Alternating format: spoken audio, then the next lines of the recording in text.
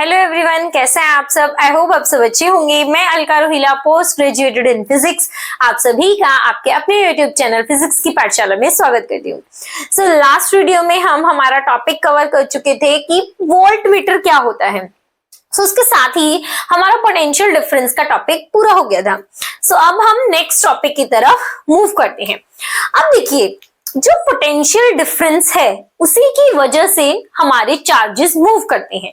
ये हम पढ़ चुके थे कि पोटेंशियल डिफरेंस जब होता है तो high potential to low potential हमारे चार्जेस मूव करते हैं। मतलब high potential to low potential ही हमारा करंट मूव करता है। तो इसका मतलब कि पोटेंशियल डिफरेंस की वजह से जहां पर भी पोटेंशियल डिफरेंस क्रिएट होगा वही क्या होगा, करंट होगा। तो इसका मतलब पोटेंशियल डिफरेंस और करंट में कुछ ना कुछ रिलेशनशिप होना चाहिए।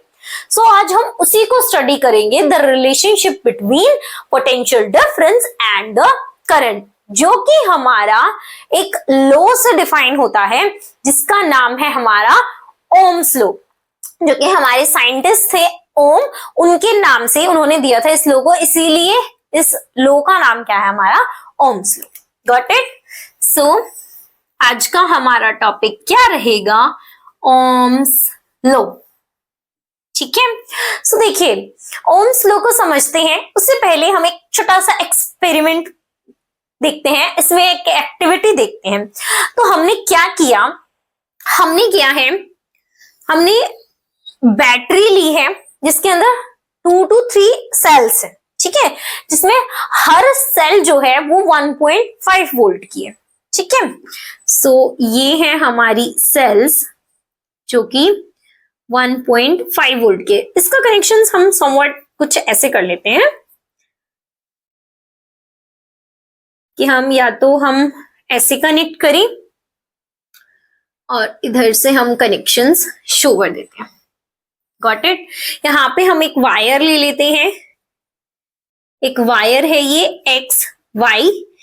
यहाँ पे हमने कनेक्ट किया है वोल्ट मीटर, जिससे हम क्या करेंगे, ये देखेंगे कि पोटेंशियल डिफरेंस कितना है अक्रॉस दिस वायर।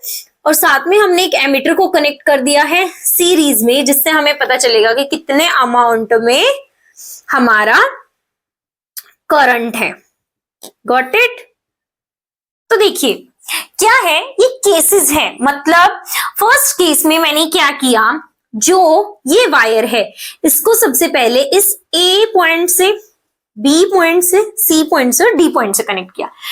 अब देखिए मुझे क्या करना है, जब मैंने इस वायर को सिर्फ ए पॉइंट से कनेक्ट किया, जो ये वायर है हमारी, देखिए जब हम इसको ए पॉइंट से कनेक्ट कर देंगे तो ये क्या हो जाएगी, ये कनेक्शंस ऐसे हो जाएंगे।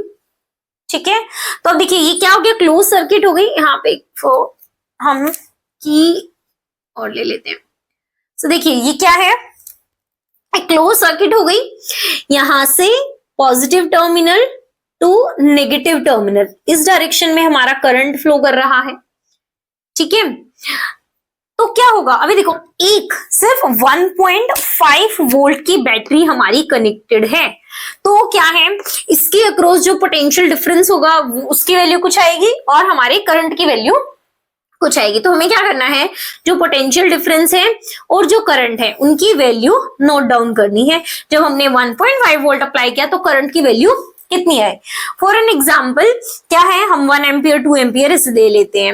अब देखो जैसे ही अब की बार मैंने क्या किया, सेकेंड केस में अब मैंने ये कनेक्शन यहां से रिमूव करके मैंने यहां से कनेक्ट कर दिया। अब की बार देखो total 1.5 volt, this 1.5 volt, total जो हमारे कितना पोटेंशियल डिफरेंस हमने बैटरी से अब कितना अप्लाई किया, 3 वोल्ट। तो पोटेंशियल डिफरेंस अब की बार कितना हो जाएगा, 3 वोल्ट। तो यहाँ पे करंट की वैल्यू क्या है, उसके अकॉर्डिंग बढ़ती जा रही है। हमने नोट क्या किया कि जितना हमारा पोटेंशियल डिफरेंस था उतना ही करंट इसके क्रॉस से ज्यादा है। तो वो कितना आ गया हमारा, फॉर एन एग्जांपल ये 4 एम्पियर हो। नेक्स्ट फिर हमने क्या किया, इसको कनेक्शंस को यहां से रिमूव करके अब की बारी इसको सी से कनेक्ट कर दिया। सी से कनेक्ट हुआ, सो अब की बार कितना हो गया, 4.5 वोल्ट हो गया हमारा पोटेंशियल डिफरेंस और करंट हमारा मान लो 6 एम्पियर हो गया एंड सो ऑन। लास्ट वाले में डी से कनेक्ट करेंगे अगर हम, तो क्या होगा हमारा, अब की बार जो हमारा करंट होगा वो कितना हो जाएगा 6 वोल्ट और यहाँ पे 8 एम्पियर हमारा करंट हो गया। ठीक है, सो हमने एक्टिविटी से क्या देखा, जैसे जैसे पोटेंशियल डिफरेंस हमारा बढ़ रहा है, जो अप्लाइड पोटेंशियल डिफरेंस है जो हमने बैटरी से अप्लाई किया है वो जितना बढ़ता जा रहा है करंट हमें उतना ही ज्यादा मिल रहा है। सो ये क्या है, इसका मतलब इनमें क्या है, एक डायरेक्टली प्रोपोर्शनल वाला रिलेशन होगा। जितना हमारा पोटेंशियल डिफरेंस बढ़ेगा उतना ही हमारा क्या बढ़ेगा, करंट बढ़ेगा। सो इसकी अगर हम एक ग्राफ प्लॉट करें तो कैसा ग्राफ आएगा हमारा, देखिए ये है I, ये है V। अब देखिए ये V 1.5 वोल्ट ले लेते हैं, 3, 4.5 एंड 6। ठीक है, इधर हम ले लेते हैं 0, 2, 4, 6, 8, 10 एम्पियर और ये किसमें होगा हमारा, वोल्ट में। अब देखिए अगर मैं कोई भी बैटरी अप्लाई नहीं करती, ठीक है, बैटरी अप्लाई नहीं करती मतलब कोई भी हमारा पोटेंशियल डिफरेंस है ही नहीं, तो हमारा करंट कितना रहता, 0। सो फर्स्ट पॉइंट हमारा यहाँ प्लॉट हो जाएगा, जब पोटेंशियल डिफरेंस 0 था तो करंट भी 0 था। जब पोटेंशियल डिफरेंस 1.5 वोल्ट था तो करंट हमारा 2 एम्पियर था एंड सो ऑन 4 था एंड देन 4.5 वोल्ट पे हमारा करंट जो था 6 एम्पियर था एंड देन 6 वोल्ट पे हमारा करंट कितना था, 8 एम्पियर था। सो कुछ ऐसा हमारा ग्राफ मिल जाएगा हमें सभी पॉइंट्स को क्या कर देना है, कनेक्ट कर देना है। सो ये ग्राफ कैसा मिल रहा है हमें, एक स्ट्रेट लाइन ग्राफ मिल रहा है, लीनियर ग्राफ मिल रहा है। सो इनके बीच में जो रिलेशन आ जाएगा वो कैसा होगा, V is directly proportional to I। यही जो रिलेशन है, यही रिलेशन हमारा ओम्स लॉ है। ठीक है, बट कब है ये, at a fix temperature. Temperature जो है वो कांस्टेंट रहना चाहिए, टेम्परेचर चेंज नहीं होना चाहिए। गॉट इट, क्लियर हुआ। देखिए जैसे जैसे हमारा V बढ़ रहा है वैसे वैसे हमारा करंट बढ़ रहा है, पर टेम्परेचर हमारा क्या है, सेम रहना चाहिए, क्योंकि टेम्परेचर की वजह से भी हमारा जो करंट है वो इंक्रीज डिक्रीज हो सकता है, वेरी कर सकता है। ठीक है, तो अब देखिए जो हमने ये देखा इसका स्लोप, सो अगर मैं इसका स्लोप निकालूं तो स्लोप हमारा क्या आएगा, this is delta V, this is delta I। So V upon I is a constant, हमेशा कांस्टेंट रहेगा, सेम वैल्यू रहेगी। यहाँ पे देखो ये कितना है हमारा 1.5 वोल्ट, ये कितना है हमारा 2 एम्पियर। इस केस में देखो ये भी कितना आएगा 1.5 वोल्ट, ये भी कितना आएगा 2 एम्पियर। तो हर केस में जो V अपॉन I है वो कांस्टेंट है 1.5 अपॉन 2, हर बार सेम कांस्टेंट है 1.5 अपॉन 2, 1.5 अपॉन 2। ठीक है, तो इसका मतलब ये कोई क्वांटिटी होगी हमारी। ठीक है, तो ये क्वांटिटी क्या होगी हमारी, सो जो V directly proportional to I है, आप सबको पता है जब भी डायरेक्टली प्रोपोर्शनल जो है वो इक्वल नहीं होता। ठीक है, मतलब जो ये प्रोपोर्शनैलिटी का साइन देख रहे हो ना, ये जो साइन है ये इक्वल नहीं होता, ये दोनों सेम नहीं है, तो इनको सेम बनाना है। तो जब भी इनको अगर हम सेम बनाएंगे तो जो प्रोपोर्शन का साइन इक्वल टू में कन्वर्ट होता है तो वहां पे कुछ ना कुछ कांस्टेंट लगता है। ठीक है, क्या लगता है, कुछ ना कुछ कांस्टेंट लगता है, तब वो इक्वल टू के इक्वल होता है, तो उसको हम बोलते हैं प्रोपोर्शनैलिटी कांस्टेंट। सो V जब हमारा डायरेक्टली प्रोपोर्शनल है I के, तो V is equals to I into some proportionality constant which is R। So V upon I is constant, वो कांस्टेंट क्या होगा हमारा, R होगा, जिसको हम बोलते हैं रेजिस्टेंस। क्लियर हुआ आपको ओम्स लॉ। अब समझ लेते हैं हम, देखिए विद अ डेफिनेशन। तो ओम्स लॉ क्या कहता है, ओम हमारे साइंटिस्ट थे जिन्होंने देखा कि पोटेंशियल डिफरेंस और करंट में एक रिलेशनशिप है। वो किस तरह का रिलेशनशिप है, एक लीनियर रिलेशनशिप, एक स्ट्रेट लाइन ग्राफ जो है वो V और I शो करती है। सो अगर हम उन को एक प्रॉपर कंडीशन में देखें, वो प्रॉपर कंडीशन क्या है कि टेम्परेचर जो है वो कांस्टेंट रहना चाहिए, प्रेशर जो है वो कांस्टेंट रहना चाहिए। Got it? सो यही क्या है हमारा ओम्स लॉ है। तो ओम्स लॉ क्या हो जाएगा? Ohm's law states that the potential difference across any electric circuit between two ends, then the potential difference is directly proportional to the electric current flowing in the electric circuit under certain condition having the fixed temperature। मतलब इस statement से आप क्या समझे? Ohm's law क्या कहता है कि अगर जो हमारा पोटेंशियल डिफरेंस है किसी भी इलेक्ट्रिक सर्किट के अंदर दो पॉइंट्स के बीच में, वो हमारा किस पे डिपेंड करता है? वो हमारा करंट पे डिपेंड करता है जो हमारे उस इलेक्ट्रिक सर्किट से फ्लो कर रहा है एट अ फिक्स टेम्परेचर, किसी फिक्स टेम्परेचर पे। और वो कैसा ग्राफ शो करते हैं? वो एक स्ट्रेट लाइन ग्राफ शो करते हैं। तो वहां पर जो कांस्टेंट आता है V is directly proportional to I, तो V is equals to IR। R is the proportionality constant, जिसको हम क्या बोलते हैं? रेजिस्टेंस बोलते हैं।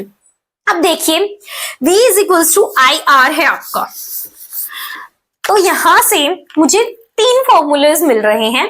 V is equals to IR, V upon I is equals to R, that is resistance, and I is equals to V upon R। अब देखिए तीनों हम फॉर्मूला को अच्छे से समझते हैं। इस फॉर्मूले में मुझे क्या पता चल रहा है? पोटेंशियल डिफरेंस ज्यादा, करंट ज्यादा। ठीक है, ये ओम्स लॉ है हमारा। यहां से हमें क्या पता चल रहा है कि जो R है वो एक कांस्टेंट है। ठीक है, R की वैल्यू हमेशा फिक्स रहेगी, तभी तो हमारा V बढ़ेगा और I बढ़ेगा। ठीक है, सेम अमाउंट में V बढ़ा, सेम अमाउंट में I बढ़ा, R पे कोई इंपैक्ट नहीं पड़ रहा। थर्ड में देखो, जितना करंट बढ़ेगा R क्या होगा? उतना ही कम होगा। या फिर हम उल्टा बोल सकते हैं, R की वैल्यू जितनी छोटी, करंट की वैल्यू उतनी ज्यादा। R की वैल्यू जितनी ज्यादा, करंट की वैल्यू उतनी ही कम। तो मतलब रेजिस्टेंस कहीं ना कहीं क्या कर रहा है? हमारे करंट को रोक रहा है। क्या कर रहा है? रोक रहा है, अपोज कर रहा है। ठीक है, तो यही हमारे रेजिस्टेंस की डेफिनेशन हो जाएगी कि resistance is the property of conductor which resist the flow of charges in a electric circuit. ठीक है, तो रेजिस्टेंस क्या है? ये कंडक्टर की हमारी प्रॉपर्टी है। ठीक है, तो रेजिस्टेंस जो है वो एक ऐसा हमारा इलेक्ट्रिक एलिमेंट है, इलेक्ट्रिक इक्विपमेंट है जो कि क्या करता है? हमारे चार्जेस के फ्लो को रोकता है। ठीक है, चार्जेस के फ्लो को रोकता है इनसाइड द कंडक्टर। अपने अंदर से चार्जेस के फ्लो को रोकने की जो टेंडेंसी होती है कंडक्टर के अंदर, ठीक है, उसको हम क्या बोलते हैं? उसका रेजिस्टेंस बोलते हैं। क्लियर हुआ? दूसरा हम ये भी बोल सकते हैं कि resistance oppose the flow of electric current. तो रेजिस्टेंस इलेक्ट्रिक करंट के फ्लो को रोकता है। या फिर हम ये बोल सकते हैं resistance resist the flow of charges inside the conductor या इनसाइड इट। ठीक है, तो अब आपको समझ में आ गया रेजिस्टेंस क्या है। अब जो रेजिस्टेंस है आपका, वो सोचो, अब कंडक्टर का रेजिस्टेंस क्या होगा? कंडक्टर अपने अंदर से क्या करते हैं? इजीली चार्जेस फ्लो कर पाते हैं, तो कंडक्टर का रेजिस्टेंस क्या होगा? कम होगा। इंसुलेटर क्या करते हैं? इंसुलेटर क्या होते हैं? वो बैड कंडक्टर होते हैं इलेक्ट्रिसिटी के, उनके अंदर से हमारे जो चार्जेस हैं वो फ्लो नहीं कर पाते हैं। दैट मीन्स उनका रेजिस्टेंस बहुत हाई होगा। अलॉयज जो होंगे उनका जो रेजिस्टेंस होगा वो कंडक्टर और इंसुलेटर के समवट बीच में रहेगा। सेमीकंडक्टर्स जो होंगे उनका कंडक्टर और इंसुलेटर के बीच में रहेगा हमारा रेजिस्टेंस। ठीक है, क्लियर हुआ? रेजिस्टेंस रोकने का काम करेगा, करंट को रोकने का काम कौन कर रहा है? रेजिस्टेंस। तो रेजिस्टेंस जितना ज्यादा, करंट उतना कम। रेजिस्टेंस जितना कम, करंट उतना ही ज्यादा फ्लो करेगा। ठीक है, अब देखो कभी कभी हमें क्या चाहिए होता है कि हमारा करंट ना कम फ्लो करे, कभी कभी हमें चाहिए करंट हमारा ज्यादा फ्लो करे। ठीक है, पर हम क्या करना चाह रहे हैं? हम जो हमने बैटरी या अप्लाइड जो वोल्टेज है हम उसको चेंज नहीं करना चाह रहे। अब देखिए, अब हमें मान लो हमने कोई भी एक इलेक्ट्रिक सर्किट है, उसके अंदर हम एक बैटरी को ऑपरेट कर चुके हैं, हम बैटरी को अप्लाई कर चुके हैं। अब हमें क्या चाहिए, हमें कभी चाहिए कि इससे कम अमाउंट ऑफ करंट फ्लो करे, कभी हमें चाहिए कि ज्यादा अमाउंट ऑफ करंट फ्लो करे। तो अब हम बार बार बैटरी को अलग हटा रहे हैं, दूसरी लगा रहे हैं, उससे बेटर है हम एक रेजिस्टेंस लगा ले उसमें, जिसको हम बोलते हैं वेरिएबल रेजिस्टेंस। क्या बोलते हैं? Variable resistance. तो इसके नाम से ही आप समझ रहे हैं, वेरिएबल मतलब वेरी करे, वेरी मतलब चेंज हो, जिसका रेजिस्टेंस बार बार चेंज हो रहा है। रेजिस्टेंस चेंज होगा तो करंट हमारा वो भी वेरी करेगा साथ में। सो वेरिएबल रेजिस्टेंस क्या होता है हमारा, जिसका जो रेजिस्टेंस है हम बार बार चेंज कर सकते हैं। ठीक है, जैसे आपने देखा भी था, इसकी डिनोटेशन कुछ ऐसी थी। ठीक है, तो ये क्या है, हम इसकी रेजिस्टेंस को बार बार अपनी मर्जी से, अपनी चॉइस से वेरी कर सकते हैं, चेंज कर सकते हैं, जिससे क्या होगा, हमारा करंट भी साथ साथ चेंज होगा। रियोस्टेट भी यही वर्क करता है। रियोस्टेट में भी क्या होता है, यही होता है। उसके सिंबल कुछ ऐसा था कि हम जिस भी पॉइंट पे उसको टच करेंगे, जिस भी पॉइंट पे उसको टच करेंगे, तो वहीं पर क्या होगा, हमारा उतना ही अमाउंट में, जितनी लेंथ होगी उतनी अमाउंट में हमारा रेजिस्टेंस हो जाएगा। तो रियोस्टेट में भी क्या होता है, हम अपनी मर्जी से, अपनी चॉइस से हमारे रेजिस्टेंस की वैल्यू को चेंज कर सकते हैं, घटा सकते हैं, बढ़ा सकते हैं। Got it? क्लियर हुआ? तो आपको क्लियर हो गया रेजिस्टेंस क्या होता है, ओम्स लॉ क्या होता है।